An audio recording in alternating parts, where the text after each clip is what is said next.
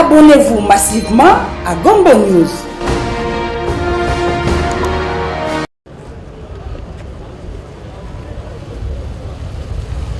C'est en gras que c'est écrit ce samedi à partir de Maluku, commune urbano-rurale de Kinshasa, l'histoire de la renaissance industrielle de la République démocratique du Congo.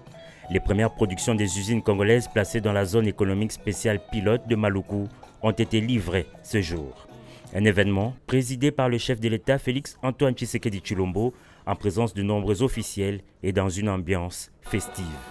Créée sur un espace de 885 hectares, la phase pilote de la zone économique spéciale de Maluku s'étend sur une surface de 244 hectares et dont les travaux sont financés jusqu'ici à hauteur de 20 millions de dollars, qui représentent 5% du coût global du projet mis à la disposition du gouvernement par la Banque africaine de développement BAD, a indiqué le directeur général de l'Agence des zones économiques spéciales. Des entreprises, 6 au total, œuvrent dans ce vaste projet de diversification de l'économie congolaise, parmi lesquelles l'entreprise chinoise Saphir Céramique DRC, spécialisée dans la production des carreaux et des faïences.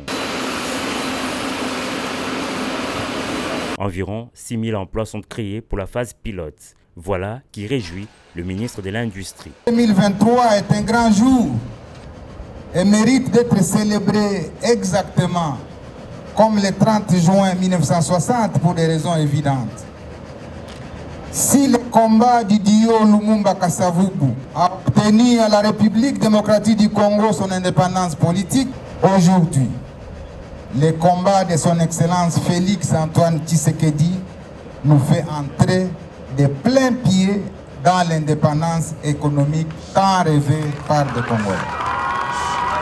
Après les mots, les gestes, le président de la République a été invité par la suite à se rendre à l'usine Saphir Céramique DRC pour la coupure du ruban symbolique. C'était également l'occasion pour le chef de l'État, à travers un tour des propriétaires, de se rendre personnellement compte de la qualité des produits made in DRC.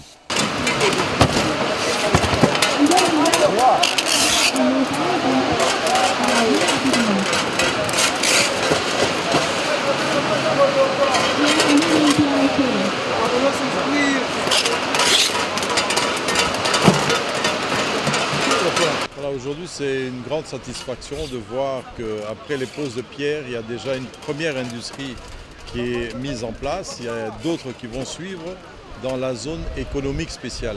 Il était question donc de développer Maluku, Kimpese et Banana.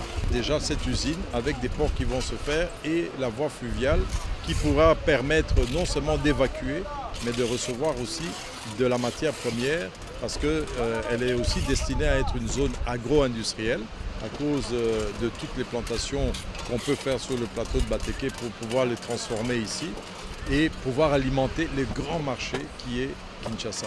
La détermination est ferme. Outre Kinshasa, le Haut-Katanga et Lualaba, le pays s'engage à étendre cette expérience sur l'ensemble de son territoire.